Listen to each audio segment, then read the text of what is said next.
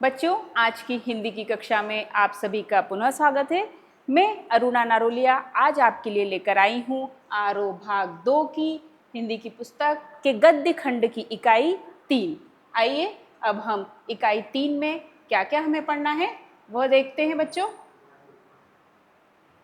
इकाई 3 के अंतर्गत हम गद्य साहित्य का इतिहास एवं प्रवृत्तियाँ, उसका विकास क्रम पढ़ेंगे, जिसमें गद्य की विधाओं का परिचय भी सम्मिलित है।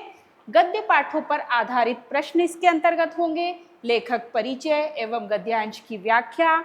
इस इकाई पर जो आवंटित अंक हैं वह है कुल 17 अंक।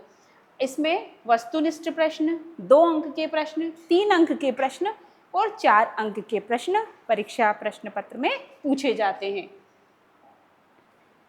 आरोह भाग 2 गद्य खंड पर आधारित विषय वस्तु पर कुछ प्रश्न होंगे, जिसमें सही विकल्प, रिक्त स्थान, सही जोड़ी, सत्य असत्य और एक वाक्य में उत्तर सम्मिलित हैं। गद्य पर आधारित 2 अंक के प्रश्न, गद्य खंड पर आधारित 3 अंक के प्रश्न और गद्य खंड पर आधारित 4 अंक के प्रश्न का इसमें समावेश है। आइए सबसे पहले जो गद्य की विधाओं पर आधारित प्रश्न है उसका हम विस्तृत रूप से चर्चा करके समझ लेते हैं। गद्य किसे कहते हैं या गद्य के स्वरूप को स्पष्ट करते हुए उसके महत्व को बताइए। तो बच्चों, हमें सबसे पहले गद्य की विधाओं को पढ़ने के पहले हमें गद्य किसे कहते हैं वह समझना होगा। गद्य हमारी स्वाभाविक अभिव्यक्ति है। गद्य के माध्यम से ही हम अपने दैनिक जीवन में सभी कार्यों को संपन्न करते हैं। निजी जीवन का पत्र, डायरी आदि, साहित्य में कहानी, उपन्यास, निबंध, नाटक, जीवनी आदि लेखन का माध्यम गद्य ही होता है। गद्य का क्रमिक विकास हिंदी के आधुनिक काल के आरंभ से हुआ। गद्य का प्रयोग व्याख्या, तर्क, वर्णन एवं कथा के लिए होता है। गद्य में किसी कथ्य को सहजता से, सरलता से एवं स्पष्टता से व्याख्या करने की क्षमता है। व्याकरणों के नियमों का प्रयोग भी आसानी से इसमें ग्रहण किया जा सकता है। अब गद्य के कितने स्वरूप होते हैं? तो गद्य की विधाओं को 2 भागों में विभाजित किया गया है। तो यहाँ पर तो आपको गद्य की जो विधाएं हैं वो पूर्ण सम्मिलित रूप से दी गई है। अब हम जो गद्य की एक संक्षिप्त सी परिभाषा है वह हम देख लेते हैं। इसको आप अपनी अभ्यास पुस्तिका में नोट भी कर सकते हैं। एक ऐसी रचना जो छंद, ताल एवं तुकबंदी से मुक्त तथा विचारपूर्ण हो उसे गद्य कहते हैं। गद्य हमारी स्वाभाविक अभिव्यक्ति है। गद्य का लक्ष्य विचारों या भावों को सहज, सरल एवं सामान्य भाषा में विशेष प्रयोजन सहित संप्रेषित करना है। तो ये गद्य किसे कहते हैं या गद्य की परिभाषा यदि आपकी प्रश्न पत्र में पूछी जाती है तो आप उसका उत्तर इस तरह से लिखेंगे। गद्य की प्रमुख विधाओं को कितने भागों में बांटा गया है? गद्य की प्रमुख विधाओं को गद्य की विधाओं को 2 भागों में बांटा गया है। एक तो गद्य की प्रमुख विधा और एक गद्य की गौण विधा। अब गद्य की प्रमुख विधाओं के अंतर्गत कौन कौन सी विधाएं आती हैं ये देख लेते हैं। गद्य की प्रमुख विधाएं हैं आलोचना, नाटक, एकांकी, कहानी, उपन्यास एवं निबंध।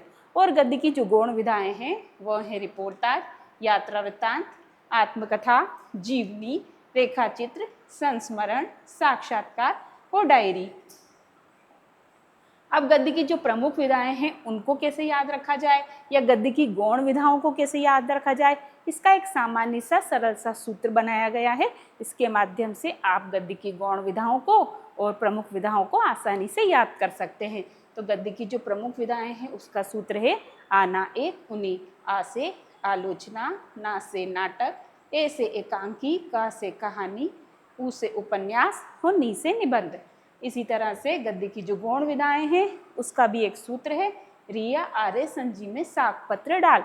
तो यदि आप गद्य की प्रमुख विधाओं का भी एक सूत्र याद कर लेंगे तो गद्य की जो प्रमुख विधाएं हैं वो अलग हो जाएंगी और जो 6 विधाओं के अतिरिक्त जो विधाएं आती हैं बच्चों वो गद्य की गौण विधाओं में आती है। तो इस तरह से आप इसको आसानी से याद कर सकते हैं। एक बार फिर भी मैं आपको गद्य की गौण विधाओं का सूत्र यहाँ पे समझा देती हूँ। रिया आर्य संजी में साग पत्र डाल के अनुसार होगा रिपोर्टाज, यात्रा वृत्तांत, आत्मकथा, रेखाचित्र, संस्मरण, जीवनी, सा से साक्षात्कार, गद्य साहित्य, पत्र साहित्य, डायरी और लघु कथा। बच्चों, इसका अपन ने एक एक जो अक्षर है वो आगे का लिया है। इस तरह से अपने इसका सूत्र का निर्माण किया है।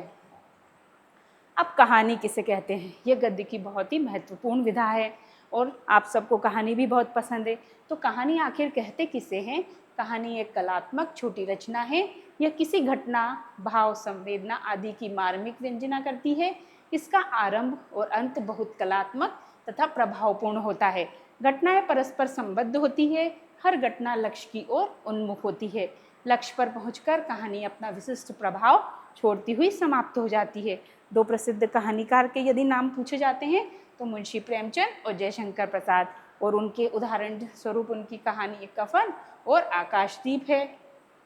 अब निबंध किसे कहते हैं? ये भी गद्य की बहुत ही प्रमुख और महत्वपूर्ण विधा है।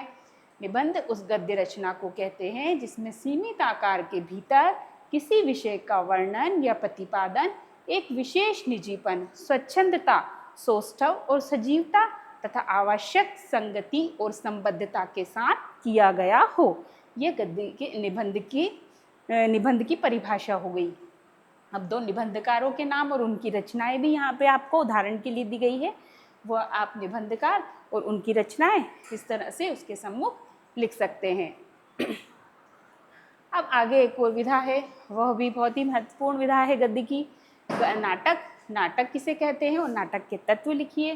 तो रंगमंच पर प्रस्तुत करने के लिए किसी कथा को जब केवल पात्रों के संवादों के माध्यम से प्रस्तुत किया जाता है तो वह रचना नाटक कहलाती है। नाटक में अभिनय का विशेष महत्व होता है। नाटक के निम्नलिखित जो तत्व होते हैं वह 6 होते हैं। अब कौन कौन से तत्व होते हैं इन पे एक नज़र डाल लेते हैं। कथा वस्तु, पात्र, कथोपकथन जिसको हम संवाद भी कहते हैं, देश काल, उद्देश्य और रंगमंचीयता, ये सब इसके 6 तत्व हो गए। रिपोर्टाज किसे कहते हैं? यह भी एक गौण विधा के अंतर्गत आती है गद्य की, परंतु एक बहुत ही महत्वपूर्ण विधा है और अक्सर इसमें से प्रश्न भी बनता है। तो रिपोर्टाज मूल रूप से फ्रेंच भाषा का शब्द है। अंग्रेजी में इसी से मिलता जुलता शब्द रिपोर्ट है। जब लेखक प्रत्यक्ष दर्शन के आधार पर किसी घटना की रिपोर्ट तैयार करता है, इस रिपोर्ट के कलात्मक एवं साहित्यिक रूप को ही रिपोर्टाज कहते हैं। तो यह नाटक और रिपोर्टाज की परिभाषा हो गई। इसको आप अपनी उत्तर पुस्तिका में लिख करके याद कर सकते हैं। हिंदी में उपन्यास सम्राट किसे कहते हैं? उनके 2 उपन्यासों के नाम लिख के बताइए। हिंदी के उपन्यास सम्राट जैसा कि आप जानते होंगे या आपने पहले भी सुना होगा, मुंशी प्रेमचंद जी को कहा जाता है और उनके जो उपन्यास हैं वह है गोदान, गबन, रेखा, सेवा सदन और रंगभूमि। इनमें से जितने आपको प्रश्न पत्र में पूछे जाते हैं उसी के अनुसार आपको इसका उत्तर लिखना है।